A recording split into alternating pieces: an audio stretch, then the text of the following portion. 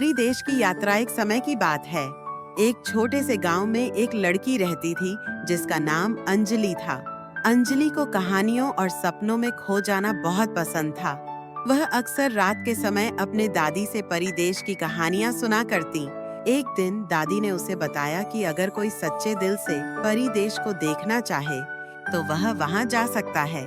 अंजलि ने उसी दिन ठान लिया कि वह परिदेश जाएगी। अगली सुबह वह जंगल की ओर निकल पड़ी। रास्ते में उसे एक बूढ़ा साधु मिला।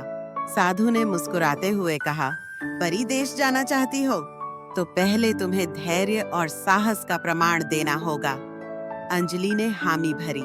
साधु ने उसे एक चमकती हुई चाबी दी और कहा, इस चाबी से एक खास द्वार खुलेगा, लेकिन ध्यान रहे केवल अच्छे इरादों वाले ही इसे देख सकते हैं। अंजलि ने चाबी को कसकर पकड़ा और जंगल के भीतर चल पड़ी। थोड़ी देर बाद उसने देखा कि उसके सामने एक बड़ा सुनहरा द्वार चमक रहा है। उसने चाबी लगाई और दरवाजा धीरे धीरे खुल गया। उसके सामने एक अद्भुत दुनिया थी। चारों ओर इंद्रधनुषी आसमान, फूलों के पेड़ों की खुशबू और छोटी छोटी परियां उड़ती हुई दिख रही थीं। अंजलि को परी रानी ने स्वागत किया और कहा, तुम्हारी दयालुता और साहस ने तुम्हें यहाँ तक पहुँचाया है। अब तुम हमारी मेहमान हो, लेकिन हमें तुम्हारी मदद चाहिए। रानी ने बताया कि परी देश के एक हिस्से में एक दुष्ट जादूगर ने अंधेरा फैला दिया है। अंजलि ने बिना झिझक मदद के लिए हामी भर दी। रानी ने उसे एक जादुई छड़ी दी और कुछ परियों को उसके साथ भेजा। वे सभी जादूगर के किले की ओर बढ़े।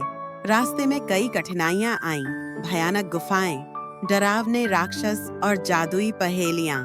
लेकिन अंजलि ने अपनी समझदारी और साहस से सभी मुश्किलों को पार कर लिया। आखिरकार अंजलि ने जादूगर का सामना किया। उसने जादुई छड़ी से रोशनी की एक तेज किरण छोड़ी, जिससे जादूगर की सारी बुरी ताकतें खत्म हो गईं। परिदेश फिर से चमकने लगा। रानी और सभी परियों ने अंजलि का धन्यवाद किया। रानी ने कहा, तुमने साबित कर दिया कि सच्चा साहस और दयालुता हर मुश्किल को पार कर सकते हैं। अंजलि ने परी देश में कुछ समय बिताया और फिर गांव लौट आई। वह अब एक नई ऊर्जा और खुशियों से भर गई थी। उसने सीखा कि सच्चे इरादे और साहस हमें किसी भी जादुई दुनिया तक पहुंचा सकते हैं। अंत।